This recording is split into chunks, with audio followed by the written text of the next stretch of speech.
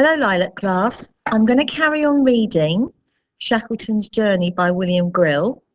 I'm going to be reading pages 13 to 24, and I'd like you to follow the text as I read. Setting sail.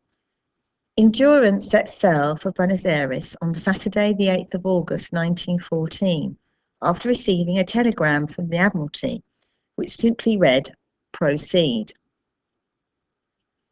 From England to South Georgia.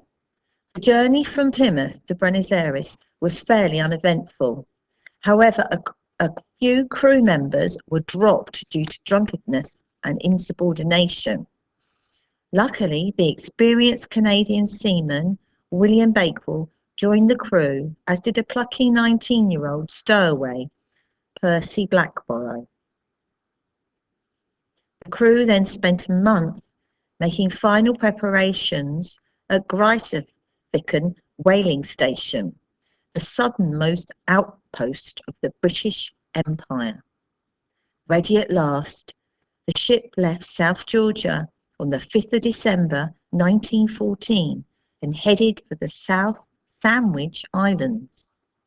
In Shackleton's words, the long days of preparation were over and the adventure lay ahead. Into the Weddell Sea. Soon after entering the Weddell Sea, Endurance began to encounter pack ice, which resembled something close to a giant jigsaw puzzle of ice stretching for over 700 miles ahead of the ship. Occasionally, the foresail was reefed so that dangerous growlers might be spotted and avoided.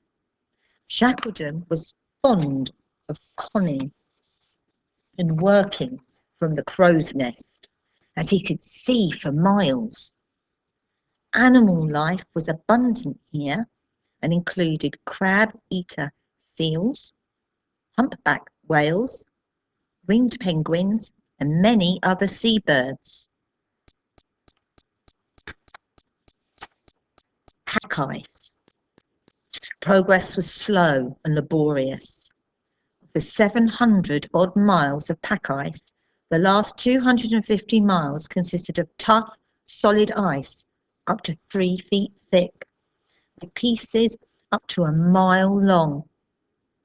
The ship would repeatedly ram the ice at half speed to weaken it and carve a V into the ice edge. Then the ship would fire its engines and drive full speed into the ice like a giant wedge. Hurley filmed this process while hanging below the jib boom. Initial contact with the pack ice was exciting, but it soon became something of a concern as the ice became thicker and tighter and tighter. Endurance had to work harder to break through. Endurance stuck.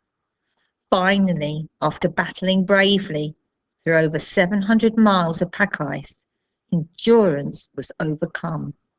As far as the eye could see, she was completely surrounded. After waiting 10 days, Shackleton ordered the fires to be put out in order to conserve fuel. Before attempting to break free, he waited for conditions to improve. During this time, there was an opportunity to test the motor sled, and the men had time to relax. On the 14th of February, Shackleton ordered a good head of steam, and Endurance creaked and groaned as she tried to free herself from the cruel grip of the ice. For over 48 hours, the whole crew attacked the ice furiously with ice chisels, picks and saws. The little ship eventually moved, although it was soon beset again. 400 yards of heavy ice lay between her and open water.